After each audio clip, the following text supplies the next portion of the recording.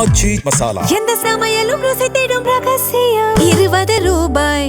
Irregular period என்னதான் பண்றது? உங்க பிரச்சனைகளை கட்டுப்படுத்த லயன் டேட் சிரப் தினமும் 2 ஸ்பூன். உச்சநீதிமன்றோட நீதிபதி சொன்ன ஒரு கருத்து இந்த அளவுக்கு ஒரு வேல்யூபிளா இங்க யங்ஸ்டர் கூட போகும் அப்படிங்கிறதுக்கு இது ஒரு பெஸ்ட் எக்ஸாம்பிள். இந்த சமூகம் மாறிக்கிட்டு இருக்கு, இங்க இருக்கக்கூடிய அடுத்த தலைமுறை மாறிக்கிட்டு இருக்கு. அதுக்கேற்ற மாதிரி நீங்க உங்களை அடாப்ட் பண்ணிக்க வேண்டிய ஒரு கட்டாயத்தில் நீங்க தள்ளப்படுறீங்க. அன்எம்ப்ளாய்டு, காக்ரோச் அந்த மாதிரி அவங்கள மட்டம் தட்டுற மாதிரி பேசுறது, அவங்க யங்ஸ்டர்ஸ் என்ன பண்ண முடியும் அப்படின்னு யங்ஸ்டர்ஸ் காட்டியிருக்காங்க. இனிமேல் எதிர்காலம் அப்படி தான். அவங்கள மீன் பண்ணி நம்ம எதுவும் ப்ளைம் பண்ணி பேசக்கூடாதுன்ட்டு தான்.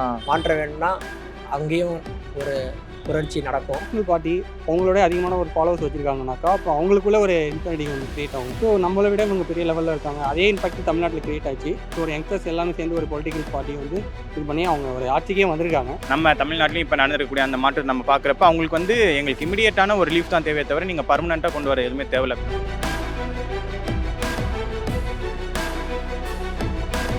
சிஜேபி இப்போ சோசியல் மீடியாவில் ஒரு இம்பாக்ட் கிரியேட் பண்ண ஒரு கட்சின்னு பார்த்தாக்கா கட்சி கிடையாது. இருக்கிற நேஷனல் கட்சியை விட ஒரு பெரிய லெவலில் ஒரு இம்பாக்ட் கிரியேட் பண்ணது தான் சிஜேபி. ஒரு உச்சநீதிமன்றோட நீதிபதி சொன்ன ஒரு கருத்து இந்த அளவுக்கு ஒரு வேல்யூபிளாக இங்கே யங்ஸ்டர் கூட போகும் அப்படிங்கிறதுக்கு இது ஒரு பெஸ்ட் எக்ஸாம்பிள். ரீசன் என்னென்னா ஜென்சி கிட்ஸ் இவங்க சோசியல் மீடியாவில் ஆக்டிவாக இருப்பாங்க.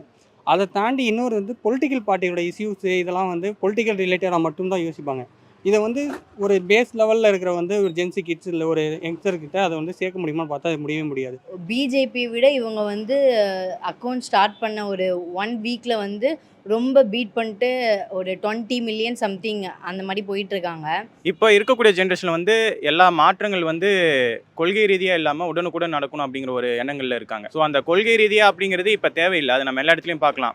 நம்மளை சுற்றி இருக்கக்கூடிய நாடுகள்லையும் பார்க்கலாம். நம்ம தமிழ்நாட்டிலையும் இப்போ நடந்திருக்கக்கூடிய அந்த மாற்றத்தை நம்ம பார்க்குறப்ப அவங்களுக்கு எங்களுக்கு இமிடியேட்டான ஒரு ரிலீஃப் தான் தேவையை தவிர நீங்கள் பர்மனெண்ட்டாக கொண்டு வர எதுவுமே தேவையில்லை அப்படிங்கிற மாதிரி ஆங்கிளில் பார்க்குறாங்க. அந்த ஆங்கிளில் பார்க்குறப்ப இதுவும் பார்த்தோன்னா நமக்கு பெரிய ஆச்சரியத்தை எதுவும் கொடுக்கல. ஸோ இவங்களுக்கு இப்போ இருக்கக்கூடிய அந்த கவர்மெண்ட் மேலேயும் அந்த பொலிட்டிக்கல் பார்ட்டிஸ் மேலே இருக்கக்கூடிய அந்த ஒரு நம்பிக்கையில்லா தன்மையை வெளிப்படுத்தக்கூடிய ஒரு விதமாக அவங்க இதை ஒன்று ஸ்டார்ட் பண்ணியிருக்காங்க. இது சத்தியர்களாக ஸ்டார்ட் பண்ணியிருந்தாலுமே இது ஒரு பெரிய மெசேஜ் சொல்லுது. ஸோ இதுக்கப்புறமும் நீங்கள் அரசியலை இதுக்கு முன்னாடி பண்ணிட்டு இருக்கிற மாதிரி பண்ண முடியாது. இந்த சமூகம் மாறிக்கிட்டு இருக்கு, இங்கே இருக்கக்கூடிய அடுத்த தலைமுறை மாறிக்கிட்டு இருக்கு. அதுக்கேற்ற மாதிரி நீங்கள் உங்களை அடாப்ட் பண்ணிக்க வேண்டிய ஒரு கட்டாயத்தில் நீங்கள் தள்ளப்படுறீங்க. அதை புரிஞ்சு நீங்கள் நடந்துக்கிட்டீங்கன்னா உங்களுக்கான சொல்யூஷன்ஸும் சரி, நீங்கள் அரசியல் கட்சியை தொடர்ந்து பயணிக்கலாம். இல்லைனா அது யார் புரிஞ்சுக்கிட்டு நடக்கிறாங்களோ அவங்களுக்கு அடுத்த தலைமுறை வாய்ப்பளிக்க தயாராக இருக்காங்க அப்படிங்கிற ஒரு ஸ்ட்ராங்கான மெசேஜும் சொல்லியிருக்கு. நம்ம நேஷனை பில்ட் பண்ணுற ஒரு சோர்ஸ், ஃப்யூச்சர் ஜென்ரேஷன், ஃப்யூச்சரை நம்ம நாடு எப்படி இருக்குது அப்படிங்கிறத பில்ட் பண்ணுற சோர்ஸே நம்ம யங்ஸ்டர்ஸ் தான்.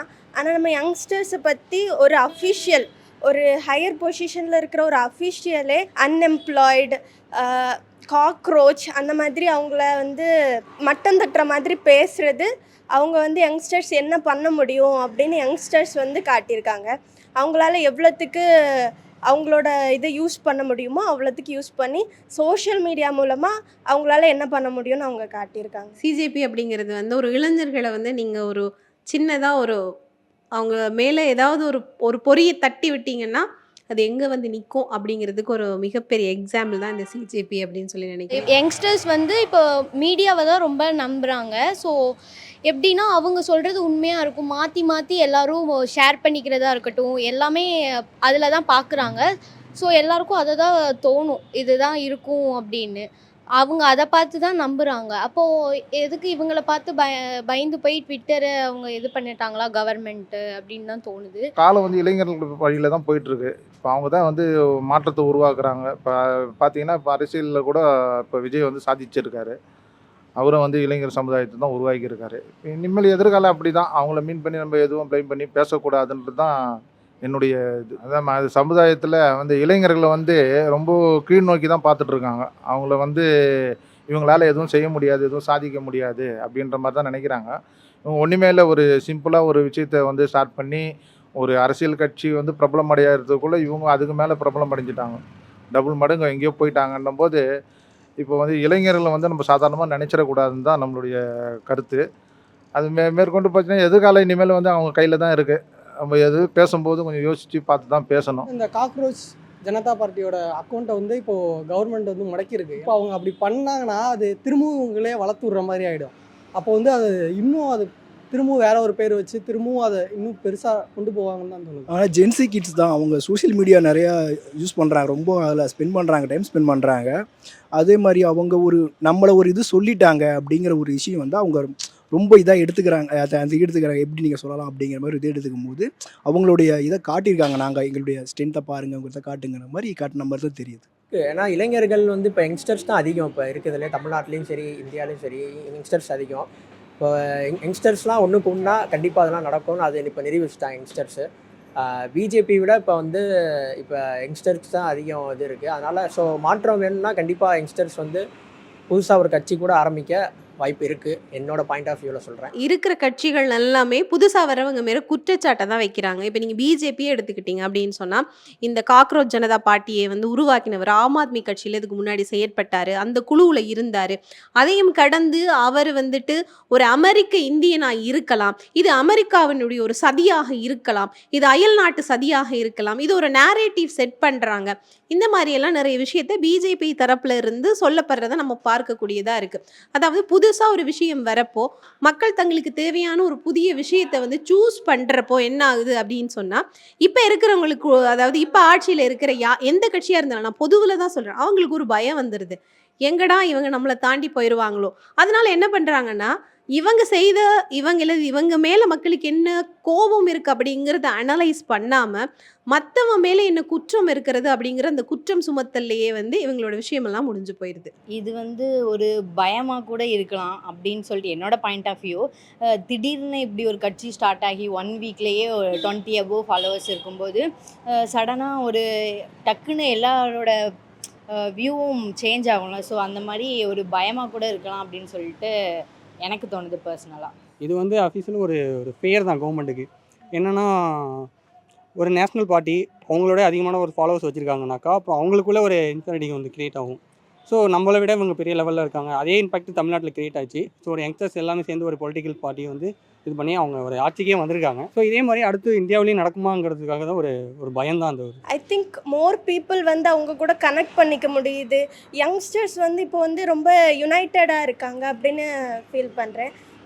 அவங்க வந்து ஒரு யங்ஸ்டர்ஸ் அப்படின்னு அவங்கள வந்து காக்ரோச்னு சொன்னதும் ஒருத்தர் வந்து ஒரு பார்ட்டி அப்படின்னே ஆரம்பித்தாங்க. அதுக்கு வந்து within a day 18 million to 20 million followers வராங்க அப்படின்னா வந்து எல்லாருமே அதை சப்போர்ட் பண்ணுறாங்க. சோஷியல் மீடியா வந்து லார்ஜ் அமௌண்ட் ஆஃப் பீப்புளை ரீச் பண்ண ஹெல்ப் பண்ணுது. யங்ஸ்டர்ஸ்க்கு ஃப்ரஸ்ட்ரேஷன் இருக்குது, அன்எம்ப்ளாய்மெண்ட்லேருந்து ஸ்டார்ட் பண்ணி நம்ம நிறைய விஷயங்கள் அதில் வந்து சொல்லலாம். பட் அந்த ஃப்ரஸ்ட்ரேஷன் மட்டும் இது காரணமானா இல்லை, நமக்கு வந்து அந்த ஃப்ரஸ்ட்ரேஷனை அட்ரஸ் பண்ணுறதுக்காக ஏதாச்சும் இப்போ பவரில் இருக்கக்கூடியவங்க பண்ணியிருக்காங்களா அப்படின்னு சொல்லி பார்த்தோன்னா அது வந்து கேள்விக்குறியாக தான் இருக்குது. இப்போ நம்ம எக்கனாமிக்கல் கிரைசிஸில் இருக்கோம், இதை ஷார்ட் பண்ணுறதுக்கு நமக்கு பிப்ரவரியிலேருந்தே ஒரு டைம் கிடச்சிது, அதுக்கு முன்னாடியே நமக்கான சயின்ஸ் அதெல்லாம் கிடச்சிது. அப்போ இருந்து நம்ம என்ன ஆக்ஷன் எடுத்தோம் அப்படிங்கிற ஒரு கேள்வி இருக்குது, அதுக்கான ஆக்ஷன்ஸ் எடுக்கப்படல. அதே மாதிரி லாஸ்ட் ஒரு 10 to 15 இயர்ஸில் வந்து பார்த்தோன்னா நம்ம எம்ப்ளாய்மெண்ட்டை என்கரேஜ் பண்ணுறதுக்காகவோ இல்லை படிச்சிருக்கக்கூடிய இளைஞர்களுக்கு அவங்களுக்கு ஏற்ற மாதிரியான வாழ்வாதாரத்தை செட் பண்ணி கொடுக்கறதுக்காகவோ அவங்களுடைய எதிர்பார்ப்பை பூர்த்தி செய்கிறதுக்காகவோ இப்போ இருக்கக்கூடிய அரசுகள் வந்து மேற்கொண்டு இருக்க பணி வந்து அந்த எதிர்பார்ப்பை பூர்த்தி செய்யக்கூடிய ஒரு அளவில் இருந்ததில்லை. ஸோ அப்படி இல்லாத பட்சத்தில் இது வந்து ஜஸ்ட் ஒரு ஜென்சி இது மட்டும் நம்ம சொல்ல முடியாது. ஸோ அவங்களுக்கு என்னென்னா, எனக்கு தேவையான விஷயங்கள் எல்லாமே கிடைச்சா நான் எதுக்காகவும் வந்து ரோட்டில் நிற்க போகிறதுலாம், எதுக்காகவும் வந்து நான் சோஷியல் மீடியாவில் வாய்ஸ் ரைஸ் பண்ண போகிறல. எனக்கு தேவையான விஷயங்கள் கிடைக்கல, அதுக்காக நான் வாய்ஸ் ரைஸ் பண்ணுறேன். நான் இப்போ ரோட்டில் நிற்கக்கூடிய அளவுக்கு ரெடியாக இல்லை, எனக்கு அது தேவையும் இல்லை. எனக்கு சோஷியல் மீடியா இருக்குது, அதில் நான் என்னுடைய கருத்தை சொன்னாலே அதுக்கான மாற்றம் எனக்கு தேவையானது கிடைக்கும் அப்படிங்கிற சமயத்தில் நான் அதை பண்ணிட்டு போகிறேன் அப்படிங்கிற ஒரு நிலைமையில் அவங்க இருக்காங்க.